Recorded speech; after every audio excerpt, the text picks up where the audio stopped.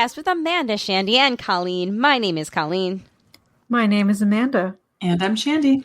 Welcome to the show, everybody. This is Season 5, Episode 43, episode number 223. Can you believe that we are 2 episodes away from our 5th birthday? Nope. Sure can't. I feel really, really excited about this. Me too. Yeah. It's like a lovely, It's insane. It is insane. is insane. It was a fast 5 years. But it really was. You know, it was a big 5 years. You know, honestly, guys, in that 5 years, we survived an entire Donald Trump presidency. We survived 2 pregnancies and a Donald Trump presidency. A Donald Trump presidency, an insurrection, a pandemic, and a partridge in a pear tree. Who's going to make us that parody song? JP. Dennis, I'm looking at you, friend. Yeah, Dennis. Maybe Brian could play guitar for them while they sing it. You guys should do this. Yeah. You have the 5 years of broadcast. The 5 years of broadcast. It'd be a much shorter song. Yeah, on the first year of broadcast, my true love said to me. No, the broad said to me. A lot of pooping in a potty. No, a lot of squatty potty. Yes. One squatty potty. Yeah. 2 pregnancies. Yeah, 1 squatty potty, 2 pregnancies. Yeah. 3 broads, T's. 4 years of Trump. 3 T's. 4 years of Trump. There it was. I was trying to figure out how you could fit Trump into it. Yeah, no, 3. It's a sentence we've literally never said before. No. Yeah. Look. Yeah. 3 T tequilas, 4 years of Trump, 5 podcast rings. I don't know. Oh my God. This is. I like it. Yeah. Dennis, we basically wrote the song for you. Yes. I mean, we gave you a really good head start. Sure did. Anybody wants to collaborate, go for it. Yep. Go for it. And please, these are just suggestions. I mean, please feel free to be as creative as you want to be. But if it doesn't end with and a lot of squatty potty or whatever we just said, then it's Come on. Yes. Jingle gold right there. Partridge and a partridge in a pear tree, so it's got to be and a something and a squatty potty. And a whole and a poopy in the squatty potty. No, not in it. Something. No, you don't want to poop in the squatty potty. It's a tool.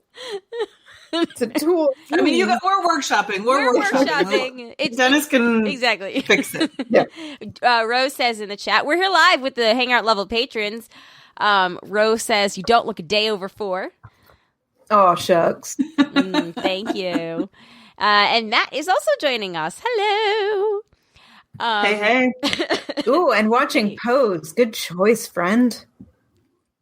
So good. Love it. Everybody, we're all wearing the same earrings today.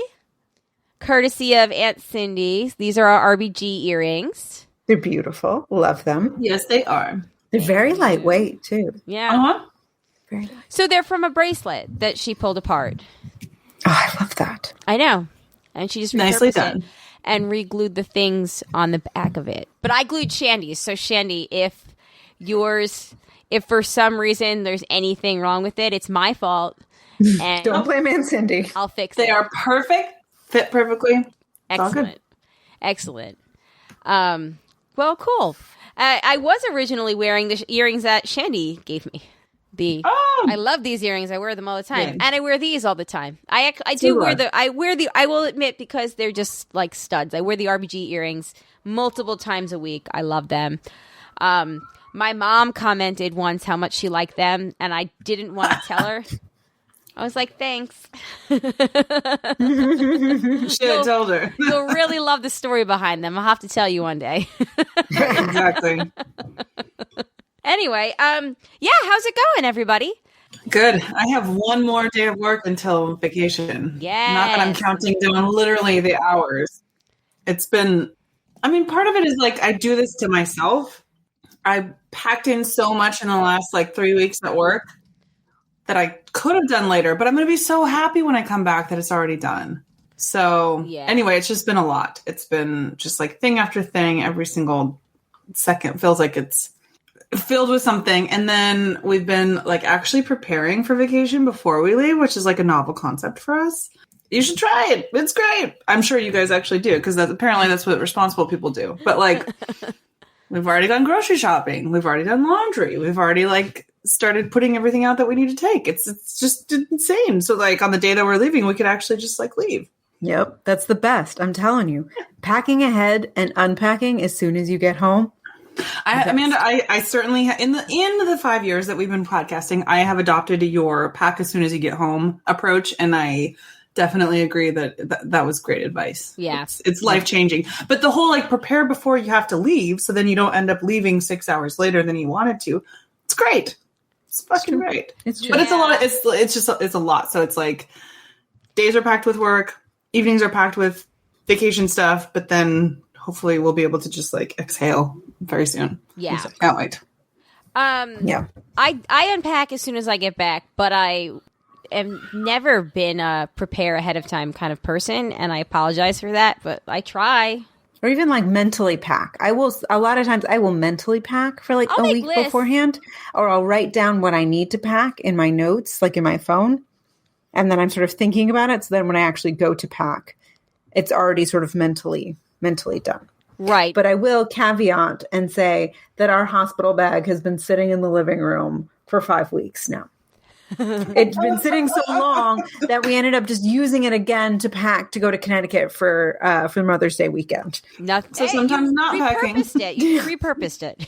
Yep. So I will say that. That's fair. There's totally fair. There's a time and a place for everything. And if you just had a baby, then maybe that's the time you don't unpack. That's true. It did take a while for us to unpack after we came home from the hospital. So I suppose, fair enough. We can't live by our own rules all the time. Exactly. Well, cool. Yes. So we are going to be off for the next 2 weeks. We'll be back the week of June 8th. Because Shandy's going to be away. So then we'll have just 2 weeks until our birthday party. So 4 weeks out, you have 4 weeks to write the song. We'll be back the 8th, and then our birthday party will be on June 15th, 9:15 p.m.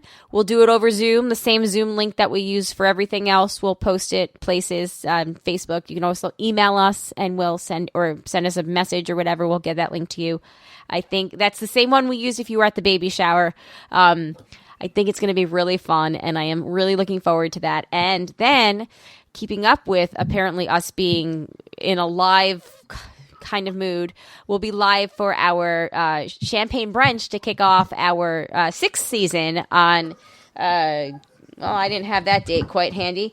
Wait, I got it written down this time. Woohoo! What day? I got it. It is the 19th. Yes! Saturday, June 19th. On Juneteenth, yeah. 11 a.m. Eastern Standard Time. What Amanda said. Thank you. Welcome. I'm glad one of us was prepared today. It's rare. I'm a mom now. I have to be prepared. Right? Yes. So mark those dates on your calendar. We'll probably do Zoom for both. And then, as we get into our 6th season, we'll have our mid-year blooper show. We'll do our Handmaid's Tale show. I think we've got a lot of fun things on the horizon, so stay tuned for those. Hooray. We also just recorded a bonus show, so if you are a patron at the bonus level or higher, the bonus show should be out on that feed, so make sure you check it out, and we'll have another bonus show out on June 9th. So, yeah, we're taking cranking 2 weeks off and just still cranking them out before and after. There we are. Looks like Got Tequila has joined us in the house. Somebody else also joined, but they haven't said anything in the chat yet, I've noticed. So, hello, welcome. Speak up. I had visitors this weekend, and it was awesome. They were our first, friends that we've seen. Yay! So, Chris Kolk, known affectionately to this podcast community as Kolky, and his partner Kevin came to visit us on Saturday and spend the day, and it was awesome. We had a wonderful time, and it was just so great to, it was just so great to see friends and be social again. And I've had a really tough couple of weeks, and it really lifted my spirit. And I've been in a great mood since then. So yeah, Colky has that effect on people. I know. So yeah, it was really exciting. He made these awesome like appetizers. So we ended up going to, it was Greg. Greg was the lurker. Hi, Greg. Oh, hi, Greg. So we ended up going to Wegmans because we didn't know what we were going to do for like dinner because they came over in the middle of the day, like at 1. And then, so we headed out. We ended up deciding because we were like, well, everyone can just pick something. Like they have sushi and poke bowls and pre-made meals there. But we ended up just getting like different types of burgers to grill. And Koki and Kevin made this awesome like appetizer. It was peach wrapped in prosciutto with burrata cheese and balsamic drizzle on the top, and it was grilled for 5 minutes on the grill, and it was amazing. It was very good. Nice. Sounds very good. That sounds lovely. Even though I wouldn't eat the meat part, but the rest of it, I'm here. Yeah. That sounds. Yeah, you could just take that off delicious. And eat the cheese. It was exactly. It was cheese delicious. And peach. Like, come on. Yeah. It was really good. I want to make it again, and by me I mean Jay. Oh, come now. That's easy. You can handle that. I know. I watched him make it, so I feel like it's something I could do at least once. Exactly. So, how was your weekends? I also had visitors this weekend. That's right. I also had visitors this weekend. So Daniel's parents have been staying. They didn't stay with us. They got an Airbnb around the corner, but they were here in Brooklyn for about a week. And then his sister came for the weekend, flew in from Nashville, and she did stay with us. It was really nice having them here. It was really nice having help. The night that Daniel's sister arrived, for the first time ever in New York City, we lost power. So we, our building and the building on either side of us and across the street were all without power from like 11 in the morning to like 2 a.m. The next day. Oh, no. A manhole on our street exploded. Apparently there was like blue flames coming out of it. Yeah. And it was funny because we were both, it just happened to come up in conversation when we were in Connecticut for Mother's Day, the following, like the weekend prior with my family, how neither Daniel or I had ever experienced losing power in New York City. We both had our power during Sandy, like it just had never lost power. And then to lose it while we had a company with a newborn baby, it was a real treat. Oh, no. We had to go buy batteries and all these extra lights so that we could like see at night. Oh my We had God. to light a whole bunch of candles. You couldn't take a shower, right? Oh, well, we did have our water, which was still good. So like, the toilet flushed, okay. and we have gas, so we could have used the oven if we needed to, but we would have to like. Yeah, but don't open the freezer. Yeah. Right. Well, that was also the thing that we had to we took some stuff out of the freezer and we bought some ice and put it in the cooler bag just in case. And then we just kept everything closed. And thankfully, the power wasn't off for so long that anything spoiled. Yeah. So knock on desk, everything was okay. But they were working overnight. So when I got up to nurse, I would look out the window and just our street was lit up like a film set because they were in the manhole working. Oh wow. My God. Yeah. And then everything sort of blinked when it came back on. They brought it back on in stages and I happened to be awake with the baby at the time. So I'm like, oh, I think power's coming back. Did you hear that buzz of electricity starting up again? It was like bzzz. Yeah. The microwave beeped. And then I saw the light on the Roku in our bedroom come on. And then it went off. And then I heard someone down on the street yelling. It almost, I couldn't hear, it was inaudible, but it almost sounded sort of like hey, not yet, because then everything went off again. And then it came on for good. Oh my goodness. But yeah, we survived. Yeah. Nice. We survived. But yeah, it was eventful. Oh my goodness. Yeah. I will say I never have I lost power, experienced power going off so frequently as I have in Monterey. It's just very often and sometimes for a very long time. One time at work and it was just but all of you just stay here and sit in the dark and wait until your laptops run out of juice. Like, it's very weird. But but never have I experienced that with. I have experienced it with guests, with Alice and Paul actually, but never with newborn baby. That's a lot. Thankfully, she has no real need for power. Right. You're her power. She's fine. But, we had to get lights so that I could see in the dark because, she needs to eat meals in the middle of the night. Yeah. And my phone, because I have a new phone, so the battery lasts for forever. I no longer charge my phone every night. So ironically, my phone was almost dead at that point because I was going to charge it that night. So I had to give Daniel's parents, who were staying 2 blocks over, thankfully they did have power because it was just our block. Yeah. So they took my phone with them to their place for the night to charge it. So I went a whole phoneless. Wow. Yeah, I went a night without the phone, which it's always a good reminder to check yourself with how dependent you are on your phone and how not present I am during feedings because I'm like scrolling and playing games and doing things to occupy myself. Yeah. And it's like, well, what, so it was nice to like reconnect. And, but it was also like, man, breastfeeding takes a long time when you don't have a phone. Yeah. Yes, it does. We actually have a long-standing tradition of losing power when my family is here.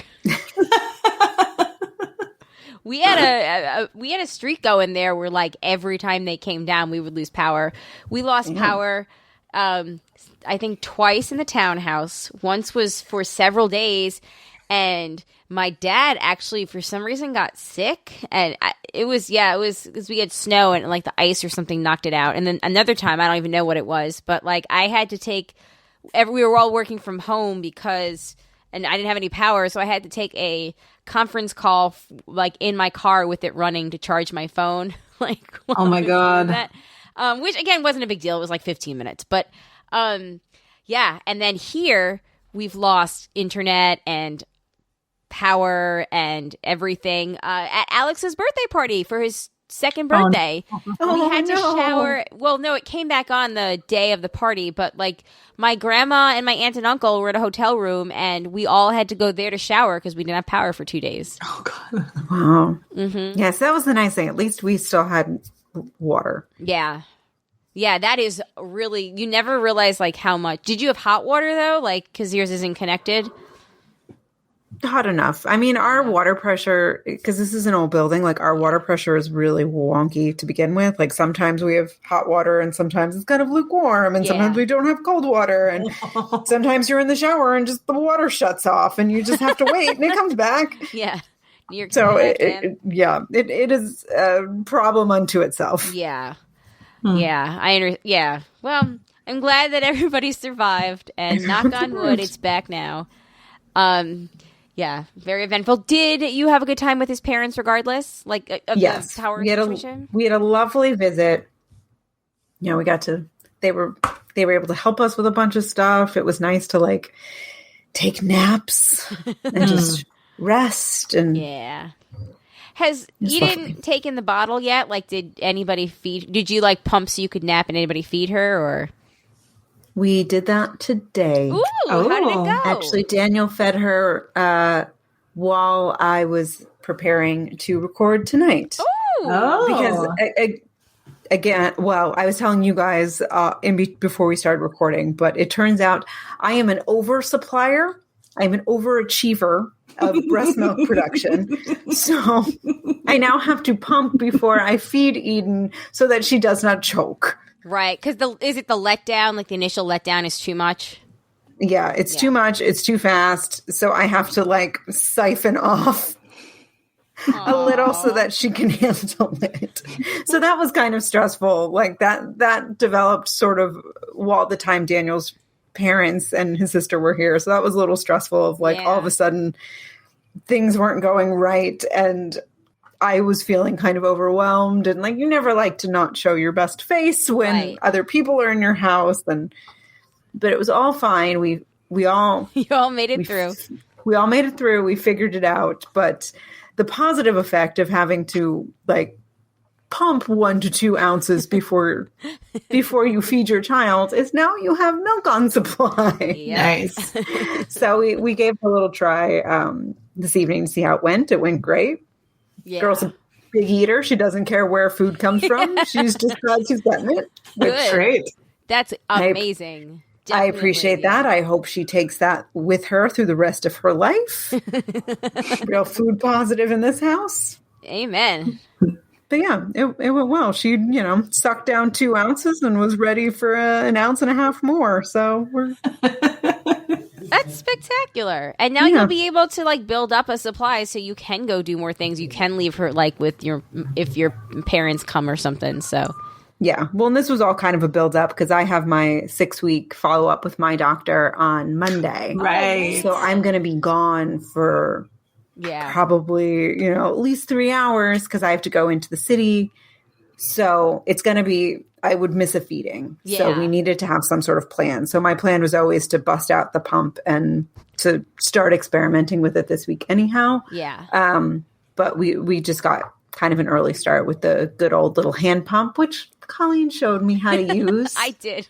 So, while I was getting gas at Costco, I was like, just pull it out. Let's just do this now. Let's just do it. Do a FaceTime. And it was great. And now I'm, using it like a charm.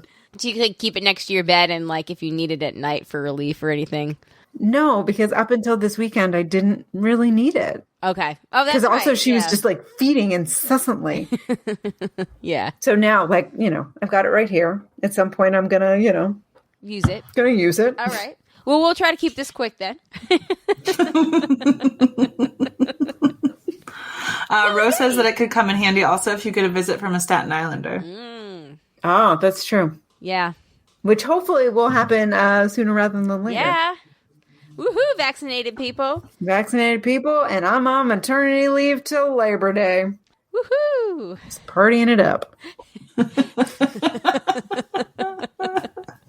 Maybe I'll come visit you when I'm fun employed. Please do. I would love that. We now know the air mattress fits in the office. You can come hang out in here. Oh my God. Maybe I should come when we do our live brunch. Sure. Ooh. Actually, no. I'm going to be in Marco Island the following week at my sister's condo. That just sounds so fancy. I don't know where Marco Island is, but it sounds real bougie. It is. No, I have no idea. I don't know. I think it is. Where is it? It's in this like southern part of Florida, like the western coast of it. It's off of it. Damn. It's cool. It's not like Key West. So bougie, yes. It's not like Key West bougie. I think it's just like people that like to think that they're like Key West bougie, but a lot less like fun. I don't know.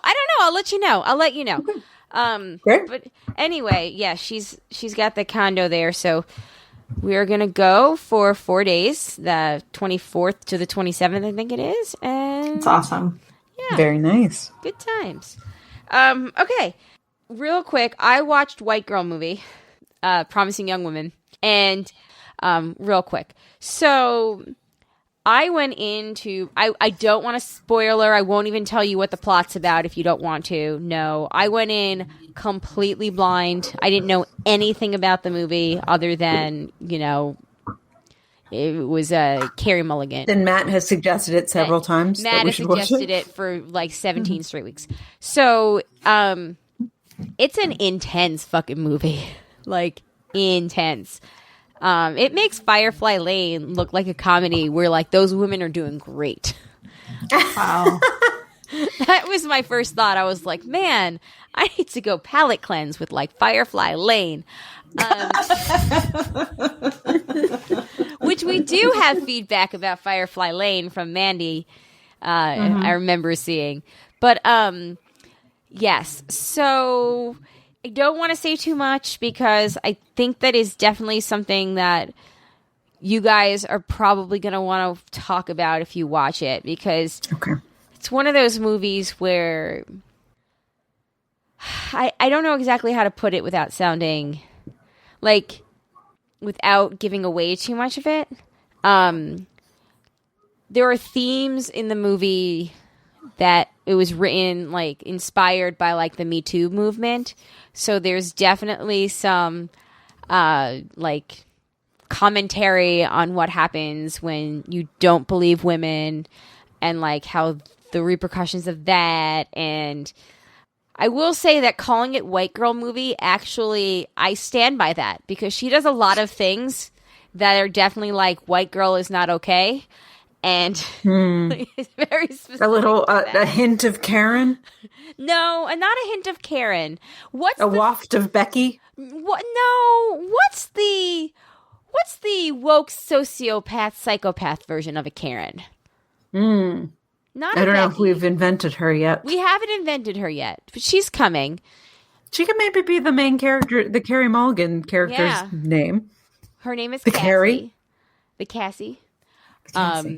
Like it's, I don't want to say too much. Okay. I liked it as a movie, but I don't know if I liked there's no good guy in the story. And even the main character where you think that she thinks that she's a good guy. Like in my opinion, she's also not a good guy, but I could understand why some people watching the movie might feel that she's like, you know, a Robin Hood type character. Does that make sense? It does. It does. Okay. But like, there was a lot about it and about her that disturbed me in a way. But it's a broader look at the fallout from sexual assault. That is probably a good way of putting it without spoiling it. Okay. But I will say the soundtrack is on fleek, as the kids say. It's spectacular. Are the kids still saying that? I don't know. I am. Do they stan it? Listen, this podcast is on fleek, okay? And I like, yeah, it's great. Like they have, I will say, best use of that Paris Hilton song, the I'll show you mine, even though the stars are crazy, even though the ba-da-da. Oh, that throwback. Spectacular use of that song in a montage. Okay. Yeah. They have a string version of Toxic, and I love this. I've heard it before, but like I thought it was excellent. But just the whole soundtrack overall is really, really great. And I think that is actually free on Amazon Music, maybe. But it's definitely worth checking out. It's a really good soundtrack. Matt says in the chat, there's certainly a lot to chew on, and that is a really good way of putting it. There is a lot to chew on.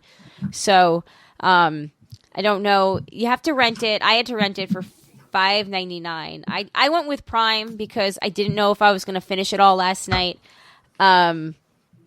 And I wanted to like be able to easily pull it up on my laptop today if I had to like watch it on the other screen while I was at work. But like it's on iTunes, it's on all the normal streaming sites where you have to rent it from. But yeah, check it out if you want to talk about it. It's definitely a movie with a lot to chew on and a lot to talk about because like I feel like there's it's presented as very black and white, and then as you go on, you see all the shades of gray, and like it's an interesting movie. It's an interesting movie. So if you guys can watch it before we record on June 8th, that would be awesome. If anybody wants to send feedback about it, at the very least, I am ready to talk about it. I know. I will do my very best. This week was hard with guests and baby. It was very hard. But this isn't I think 2 weeks I can at least maybe watch it in installments if I have to. This isn't the kind of movie that you want to watch with guests like your in-laws. Sweet people from the West. I do not want to put them through it. Yeah. It's not a happy movie. I will tell you that. I had no thought that it was. Okay. It's not Handmaid's Tale depressing. Like, I don't want to, give it off as that.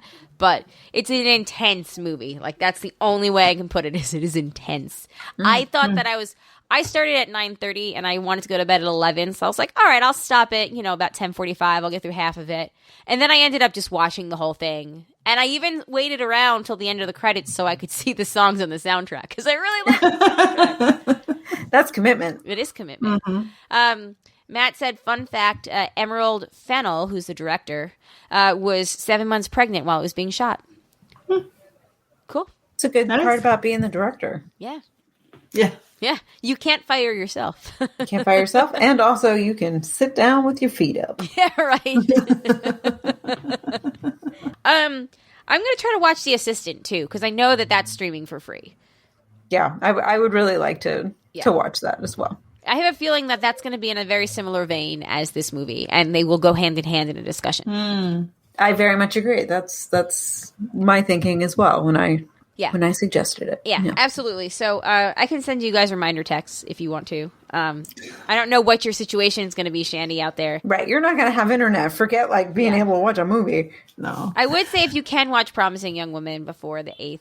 I will try, but I have now promised twice and not followed through on that. So this time I won't promise. Okay. I'll try. I like that theory. Cool. All right. Very good. All right. Moving on. And Matt has corrected us in the chat. She's the Oscar-winning writer and director of the movie. So. Right. And also alumni of Call the Midwife. That lovely British PBS show. Yeah. She was on it for a couple seasons. Cool. And she's on The Crown. Oh. She's Camilla Parker Bowles on The Crown. Oh. I got to get on that show at some point. It's good. It's good. I know.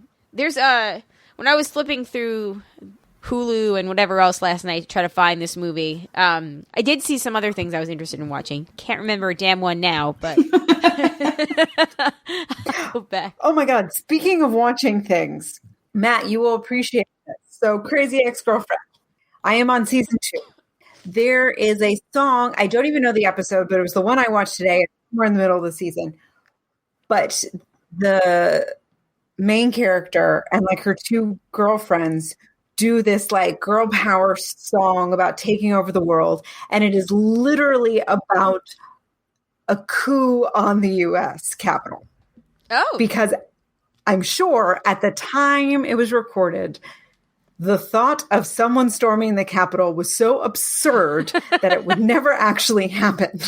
Oh my God. It really, I had to stop and collect myself because I was like, oh my God, they're talking about storming the White House lawn.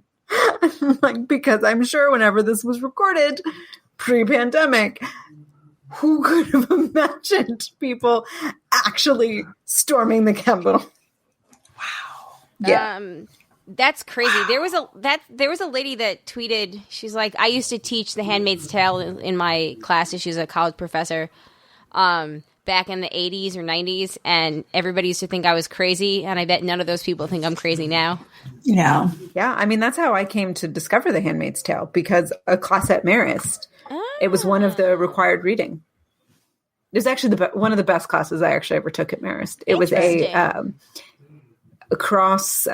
was a dual English history class. And it was a series of books about the future.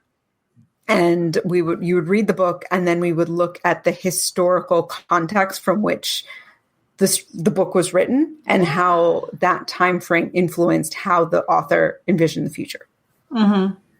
And I mean, awesome. Handmaid's Tale is she only took shit that happened. Yeah, so it was Handmaid's Tale, Parable of the Sower, Brave New World, The Time Machine.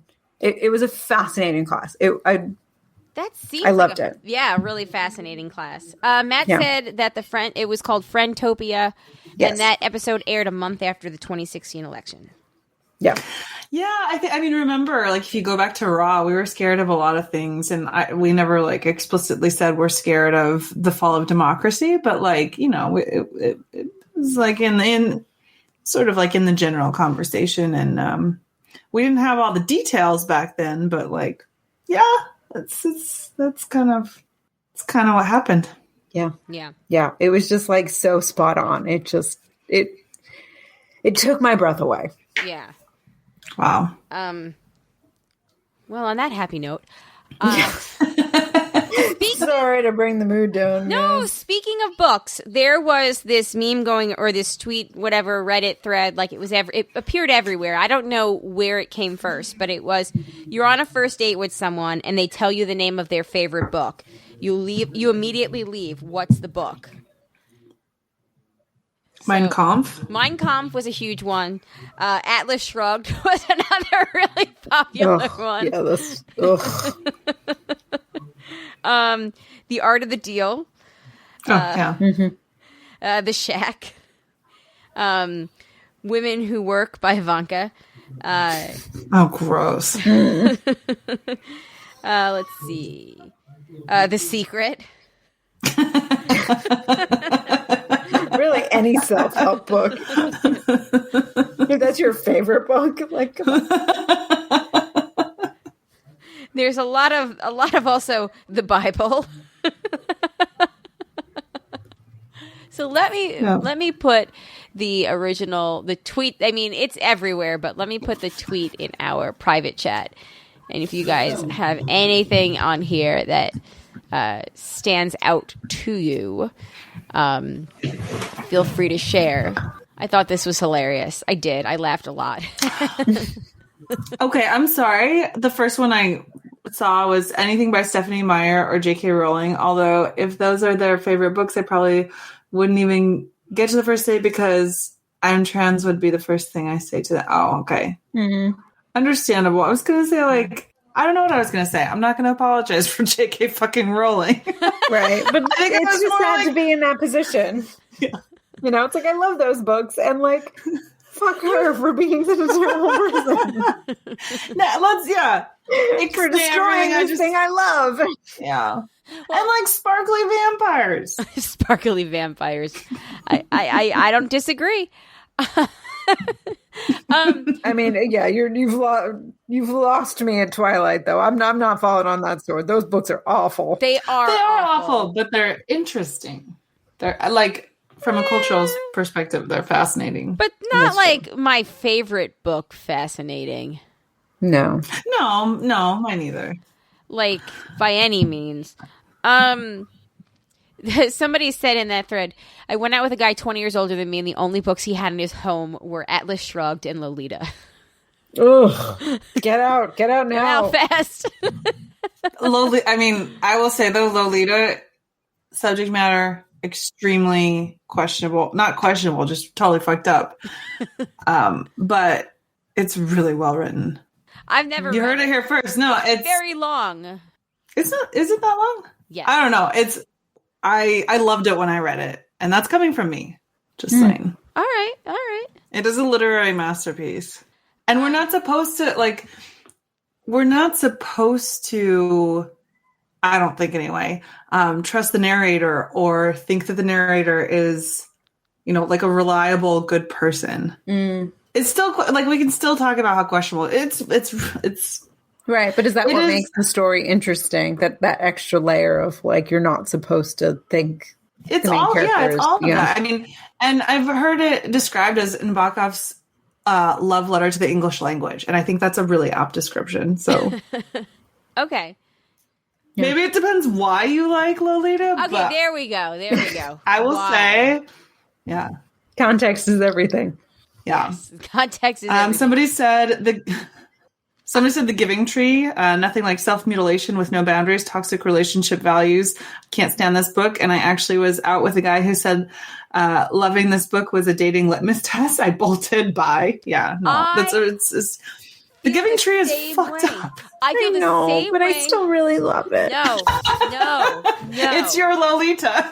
It is. I'm sorry. Giving Tree is your Lolita. All right. Well, I mean, I probably won't buy it for Eden, but it's a cute. I don't know. Okay, so there's mixed feelings. Look, I have some thoughts on The Giving Tree, and that's only because I argue with Zachary every single freaking time he wants to read this book. I'm always like, no, and he's like, but I love this book, and I was like, why do you love this book? He's like, because the tree is so nice, and the tree does so many is so nice and loves him so much, and I was like, but what does he do for the tree? he lets the tree feel happy that he's giving him shit? No. And I'll be like, what? He lets the tree have his company when he sits on him as a fucking stump at the end because he's used all of his other things, and now he's just a poor, sad stump that doesn't get to have other little kids play under him and enjoy him and all of that thing. And he's like, I don't know. Can you just read it? And then I read it, and then I make comments. And then I make comments in every page.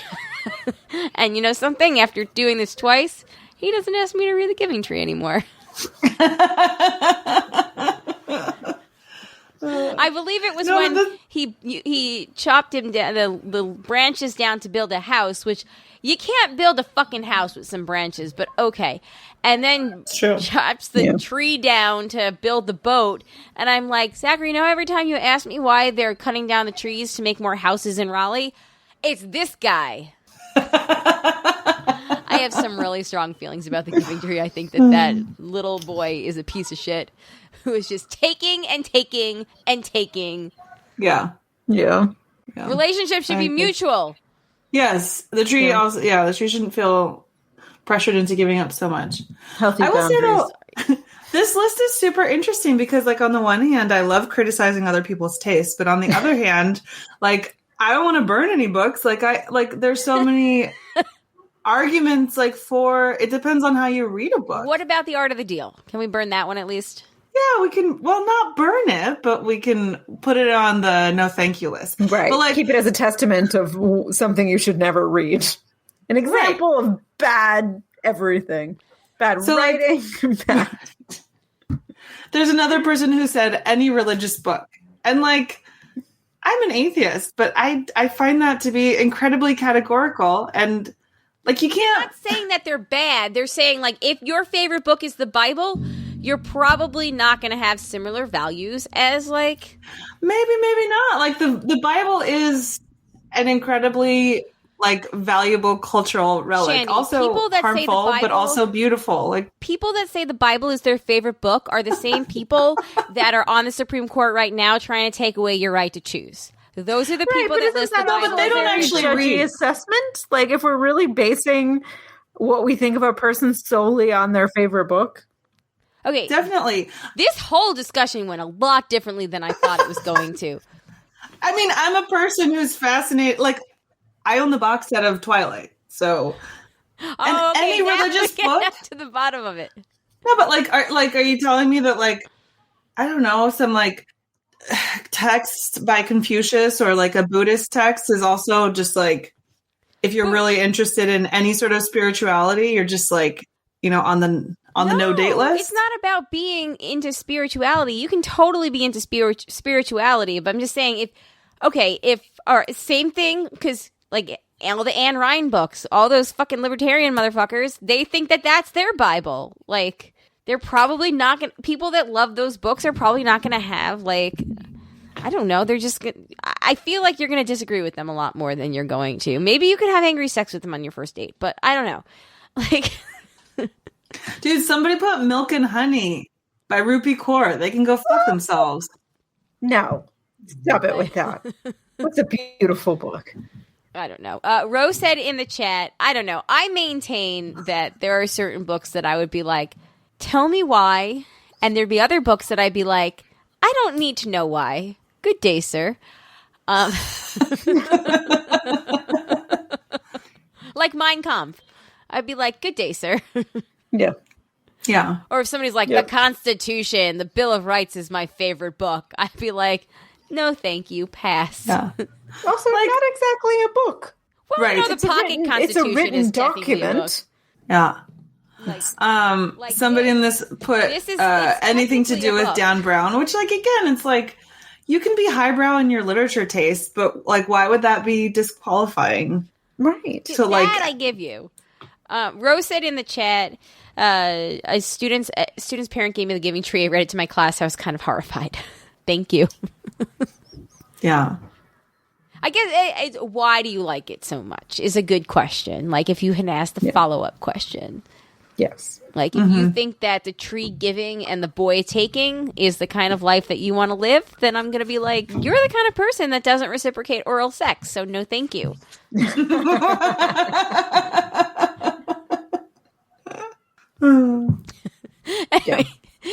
Anyway, I suppose moral of the story, let's not cancel people based on their choice of book unless it's Meow Kampf.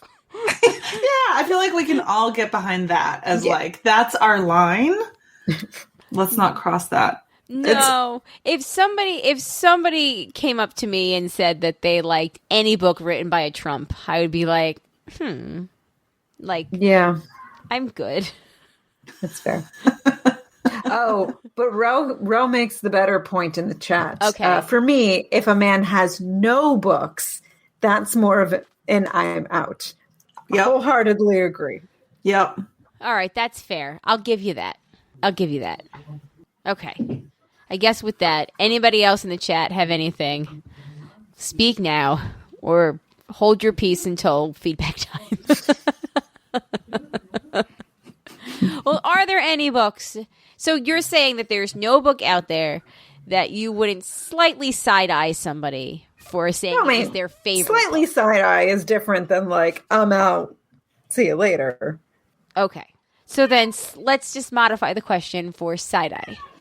Because, like, look, another person I just came up upon is put in, like, anything by Shakespeare, which is, like, I mean, are we just trying to, I don't know. I mean, you don't have to, like, be the biggest Shakespeare fan in the world, but we can talk about who has been highlighted over the years. Like, that's a really valuable and important conversation, and I'm right there with you. But, like, you're going to say that if somebody likes anything by Shakespeare, then they're, like, out? Yeah. You know? I'm not saying that. But well, I'm not you, but also Jane Austen here. Any Jane Austen is out. It sounds like Gabby or Fifi really have an opinion. Who? Fiona is trying to get in. God damn it. Is she saying Meow Kampf? Meow Kampf? No! It's the most important thing you've written. Meow. Somebody put Wild by Cheryl Strayed, which I can understand the criticism of, but it's also... I bet you that the person that liked that, the person that said that they didn't like that book also listed, like, The Fountainhead as their favorite book, so... Oof. What? Sorry. All right. I thought it's fascinating to see what people say. It is fascinating. And some of it is, I'm sure, joking versus other things that aren't jokes. All right. On that note, let's take our quick commercial break. We'll come back. We'll do some feedback. If you have any feedback about what we just discussed, let us know. thebroadcasters3@gmail.com or 331-276-2373. Sorry if I offended anybody, but I stand by my opinion. Also, fuck the Giving Tree. The end. Okay. All right. We will be right back. All right. We are back, and we are ready to get into some feedback. The first bit of feedback is from Mandy, and it's from the Facebook group. I'm very intrigued that Colleen liked Firefly Lane. I finished it, and I hated it so much. It has to be because of how different from the book and the high standard that I set for it. I think that must be it, because honestly, I went in it after reading all of you guys say how terrible it was, and I expected to hate it.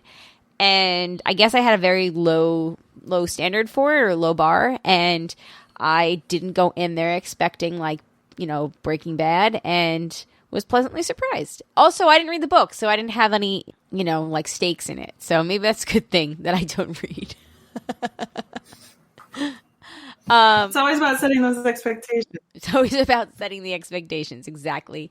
My guess is I just didn't know anything about it, so I didn't have any hopes for it.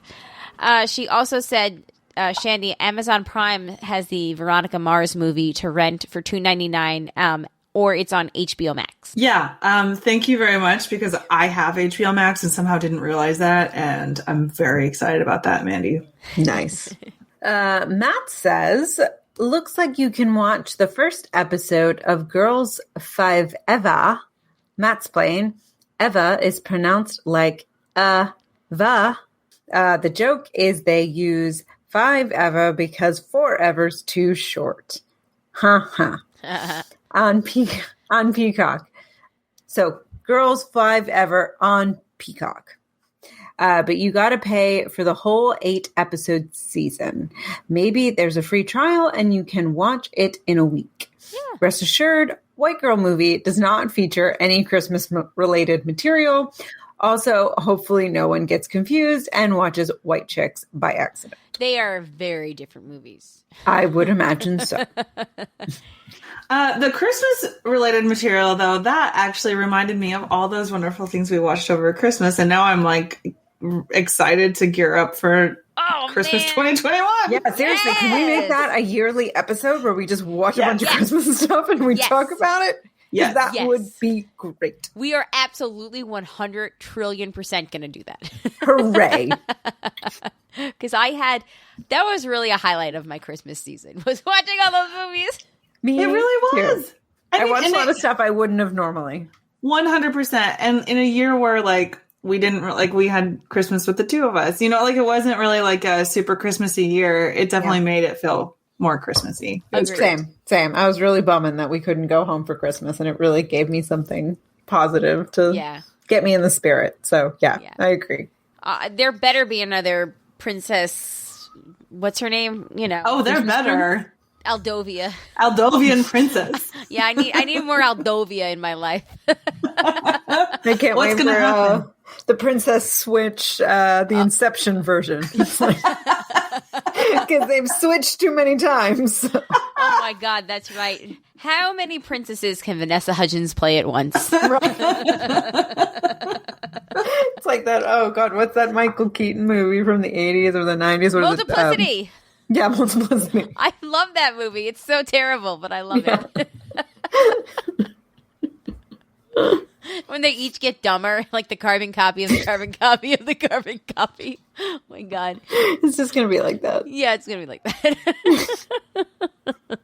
But instead of like dumber, they're just going to each have worse wigs. Yeah, it's going to be like Prinception. Multa Princessapy. That might be better. Let's go with that one. All right. It is time for Matt's What She Said. I keep it to 1 a day. It's just healthy. I use them all several times a week. I got a solid 4 hours in a row. Damn. That's a long time. I can't do this in the dark. You're not going to get it, so I suggest you leave.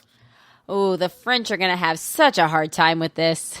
Just stop shaving yourself. Words to live by. It got stuck up there and he couldn't get it out. Oh. It was such an awkward, long 90 seconds. He's like, no, it's not coming out. Oh, the ring. Oh, that was so fucking funny.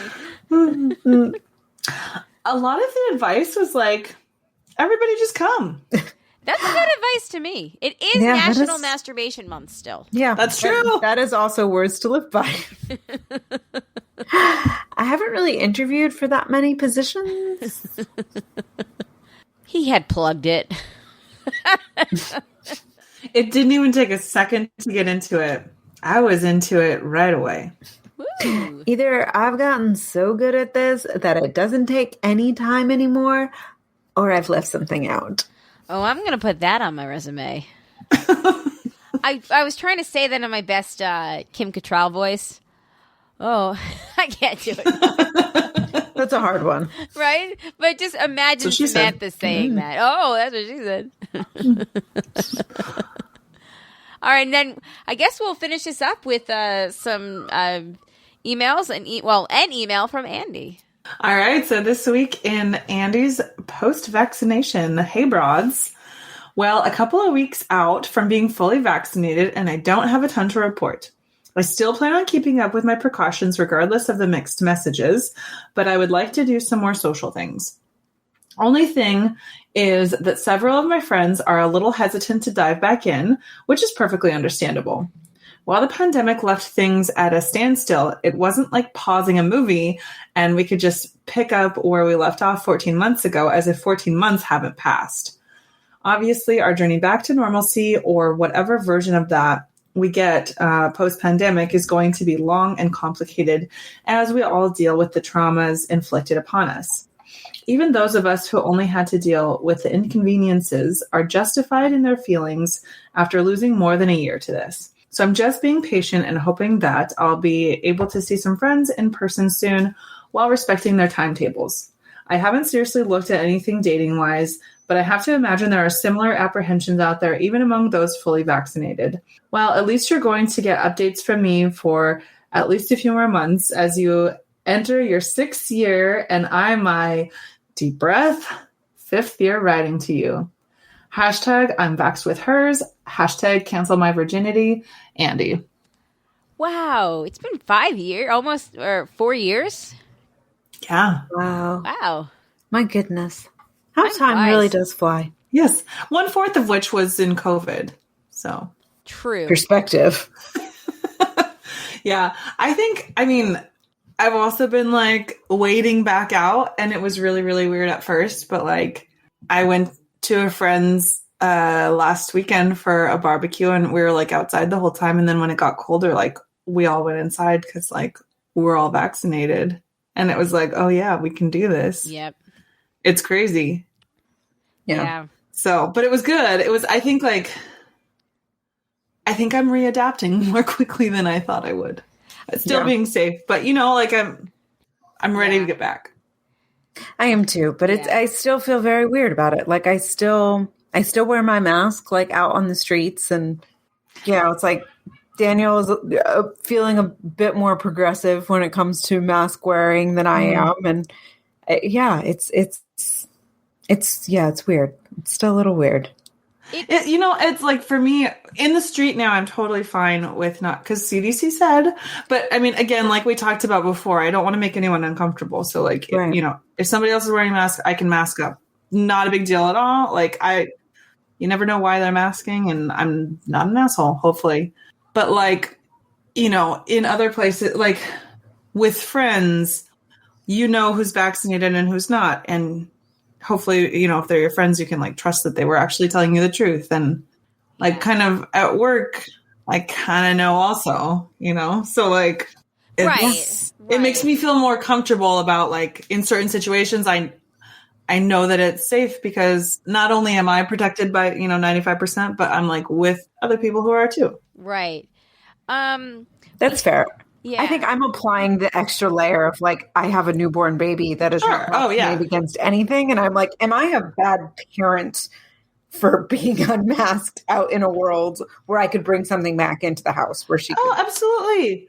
Which is again why like if somebody else is wearing a mask, I'll mask up, because who knows why they might be wearing a mask. Exactly. Yeah. And like the kids are still have like, Zach still has to wear his mask because they still have to wear it at school situations. And Alex, is still expected to wear it in certain settings. So as long as Zach has to wear his, then we're going to wear ours. Like we went to Costco this weekend and we took 2 separate cars because Zach and I had his last day of religion class. The Bible is not his favorite book. I will say that. But he had it. So we met, and we met Jay and Alex there, and Jay walks in and he was wearing one of my masks, my old Navy mask, because he had forgotten his. And he was just rocking it. It was a salmon colored one. It looked really good on him. But, he had texted me beforehand. He was like, what's the Costco mask policy? And I was like, I didn't look when I came in, but everyone in my eyesight is wearing masks. And then as I looked around more, not everyone was wearing masks. So I think it was mask optional. You can wear it if you wanted to, but weird. They lifted it. And I would say 75% of the people were wearing masks, which was cool. But as long as Zachary still has to wear his, like, we can't not wear ours and make him wear his mask, Totally. Yeah, so that's just responsible parenting. Yeah, we need to, like, set a good example and, and do that. So if I'm alone and I'm outside, like I went running today, like, I'm not going to wear it. I'll I'll wear it around my wrist or whatever and put it on if somebody else is wearing theirs. I'll still wear it when we go to Target and grocery shopping and anything else inside for now, and play it by ear. But like, as long as Zach is with me, I'm gonna, he's got to wear it, so I'm gonna have to wear it. No, I think that's really responsible. Anyway, Andy, sorry. Yes, it's been a long 14 months. They don't count. Only the Christmas movie stuff counted. Nothing else counted from the last year. And the baby. I would agree. Yeah. And the baby. Yeah, thank you. I agree with that. Yeah. But the whole pregnancy part, we can say that didn't count. Just the baby. Just the baby. But anyway, yeah, good times. All right. Thank you, Andy, for that email. Does anybody have anything as we are moving forward? About to take 2 more weeks off. We will be back on recording on June 8th, so get current. If you're listening to this at this moment, you are almost as current as you can get. Send us some feedback. We would love to hear from you. I have a feeling that the book discussion could, generate some discussion. Let us know your thoughts about Promising Young Woman, because we are definitely going, hopefully, I don't know. Let's not promise. Let's not promise. I'm talking about it. We're going to try real hard. We're going to try real hard to talk about it. And I'm also going to watch that movie, The Assistant. I think it's on Hulu. It's from a few years ago. Or it's not from 2021 is all I know. So check those out. Give us your feedback. thebroadcasters3@gmail.com or call us 331-276-2373. Yes, Facebook group. Follow our Instagram, The Broadcasters 3. Follow us on Twitter. The Broadcast 3. I don't know. We're all the places. Let us look us up. They're all in the show notes. So check out the show notes. Yeah, really excited. Mark it down on your calendars. June 15th via Zoom. We'll do our birthday party, 5th birthday party. We'll come up with some fun things for everybody to do, some games to play, blah, blah, blah. And then June 19th will be our season 6 kickoff brunch. So, yeah, super exciting. But anyway, I think that's all I have. Anybody? Nothing? Any last words about the Bible? Why is your favorite book, Shandy? Or your thoughts on Lolita? I feel unqualified to comment. I'm unqualified. On I've never read it. Yeah, let us know. Joanne, if you're listening. JP, I know Lolita's probably your favorite book. Just let us know. All right. Seriously, though, it's really good. All right. Well, on that note, everybody, thank you for listening. We really appreciate it. Check out some of the other shows on the network. Owen and Brews Barbecue is back to talk about The Bad Batch. Ramblecast After Dark. And I think that's it for right now. But we'll be back with Survivor in the fall when Survivor's back. So that's exciting. Whoa. Jay doesn't know yet. Is there news? A return to normalcy. I know. Jay doesn't know yet, but we're going to be back. Is there any news on the season? I feel like I heard they were they were filming it, but they're cutting it short. It's not going to be 39 days, I don't think. I think it's... What? I feel like it was maybe 36. And I don't know if that's because they have a smaller cast or not. Interesting. But I remember there was like a medical evacuation. No, because I feel like that was several. Because usually, there was a COVID outbreak on the beach. It was actually the final survivor was surviving COVID, not surviving to the final tribal council. Yeah. No. I mean, it's sign of the times. That's actually just survivor. Like, one person has COVID. Actually, Survivor is so out of touch that... that's such a bad joke. Cut that out. No. That's really in poor taste. I'm not going to cut it out because I'm going to make an even worse joke right now. Survivor is so tone deaf sometimes that 5 years from now it's going to be... Or next year it's going to be like Survivor, SARS versus COVID versus Ebola. Who's going to win? Pandemic. The pandemic edition. Exactly. I mean, after all, they did do... White tribe versus black tribe versus Latinx tribe versus Asian tribe. So, what did they call that? Cook Islands. She's not wrong. Oh dear. Then they also had old people versus young people. Yep. They had white collar, blue collar, no collar. No collar. Yeah. Basically, I bet you their producing staff and their writer's room are all white men. What makes you say that? Just a hunch. Yeah, they've had some out there, some themes that are questionable. They've had some guys, we gotta come up with something fresh, something new, something different. Right? How can we mix things up? Like, remember that season? We pair these people so it's different, exciting. Yep. Remember that season? It was Brains, Brawn, Beauty 2, where they had the MRSA outbreak. Remember, everybody got, like, Neil, the ice cream man, got evacuated because he had the infection, and they had a MRSA outbreak on the island during the season. Oh my god! I don't think I finished that season. I think that was maybe one of the ones that Who won that season? Adam, maybe. Huh. Well, then I did see that season. I don't know. It was Debbie's first season, and everybody got sick. Okay, I vaguely remember that, but I guess I didn't know what they got. Or sick Michelle. with. Maybe it was Michelle. Oh, it was Michelle. Aw. Maybe? Oh, shoot. I can't remember. I think it was Michelle. And that was when, Ice Cream Neil had to leave. And then at the final tribal council, they got to vote for one person to not be in the final tribal. And he also got kicked out of that. I know, right? That sucks so bad. Yes. Now I remember that. That was interesting. I'm sorry. It was Millennials versus Gen X was the one that Adam won. It was Michelle's first season. Okay. Yeah. Oh. Yeah. Everybody got MRSA. So cool. Anyway, All right. On that note, you've all heard the things, the feedback, the everything. I don't know. Whatever. Okay, let's get out of here. Thank you to the patrons, especially the ones that contribute a certain level, and that would be Tack from Tokyo, Eckhart Rigner, Maggie the Magnificent, Joanne with a Plan, Greg the Gray, and Ed the Creepy Mailman. Thank you guys so much. If you'd like to become a patron, you can go to patreon.com/jayandjack. We're starting to ramp back up with all of our Patreon stuff, so please consider doing that. We've got anywhere from $1 to, I don't know, a lot of dollars, whatever whatever a lot of dollars means to you. It's there. $2 could be a lot. We've got a $2. Anyway, on that note, I'm going to just stop talking before I make a joke that I can't come back from or edit around.